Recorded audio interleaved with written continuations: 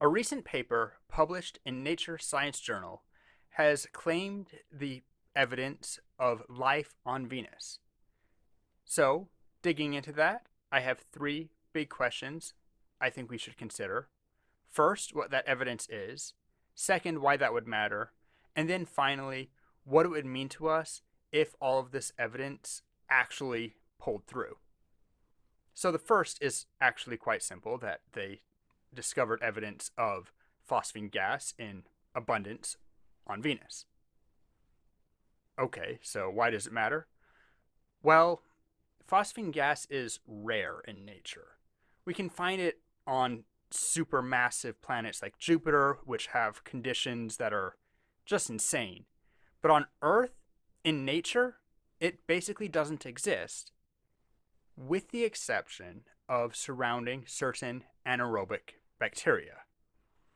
This condition, that we can find it around certain bacteria and nowhere else, is the evidence that this could be life.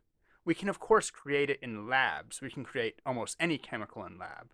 But even under the conditions of Venus, which, to be fair, are quite different from Earth, we just don't have any chemistry that should say that this phosphine gas is being produced naturally. So, now, Venus is not exactly the most hospitable place to you or me. The surface temperatures reach around 300 degrees centigrade. That's roughly 500 degrees Fahrenheit. The pressure there is 90 times Earth's own. But we don't need to be at the surface. If we go up into the atmosphere, there's a range where the temperature is around 80 degrees centigrade. Hot, but there's bacteria that can live in that, and close to Earth's atmospheric pressure.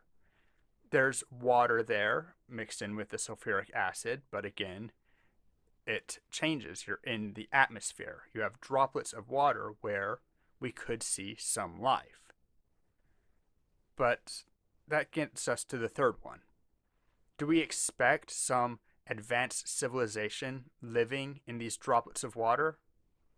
Of course we don't. But it doesn't matter that we don't find big alien technologies on Venus. The reason why life in our solar system would be so huge is, well, first of all, it's alien life. It's proof, not just evidence, but pretty definitive proof that life is possible outside of Earth. That would be insane if we found enough evidence to actually say it.